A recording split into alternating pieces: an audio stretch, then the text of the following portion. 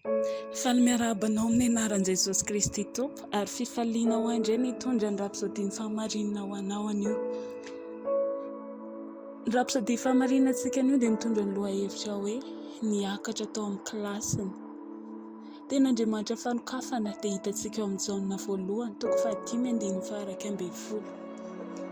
Ary izao ny fanambarany, fiainana mandrakizay no men'Andriamanitra antsika ary ao amin'ny zanany izany fiainana izany. Rehefa mandray fiainana mandrakizay ianao dia ilay fiainana tsy mety levona, tsy misy fiafarana ary tsy mety rava ao amin'Andriamanitra dia mahazo ny tena toetra an'Andriamanitra sy ny fahamarinany. Io fiainana io dia manandratra anao ho ao amin'ilay kilasin'Andriamanitra. Avy loza avaiko aminao izany fa tena zava-dehibe. Matetika isika no miresaka momba an'Andriamanitra, tsy hoe supernaturel fotsiny Andriamanitra, mahery loatra ka tsy mahay tsisy matohitra azy. Ary afaka maneho izay tiany izy. Na dia marina azy izany amin'ny lafiny iray dia misy zavatra hafa an'Andriamanitra nongeziny.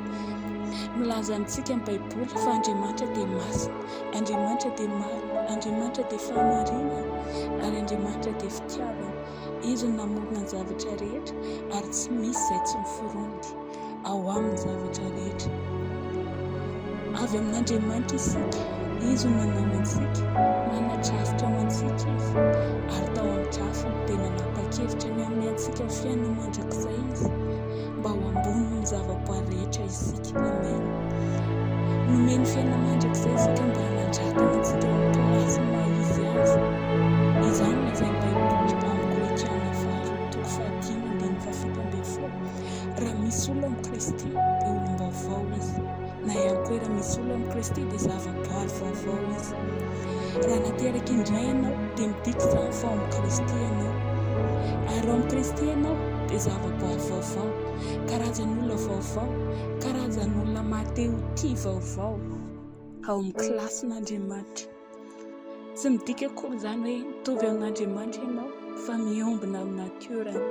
Mitoetra ho Andriamanitra ao, sarainao any an-danitra izy, alehibe noho ianao izy. Kanefa afaka mifandray aminy eo amin'ny sehatra manokana ianao. Ao anaty fifandraisan'ny ray sy ny zanaka, tahaka ny fifandraisan'ny zanaka ao aminao amin'ny maha olombelona fa tsy tahaka amin'ny biby, saka na alika izay kilasy samihafa.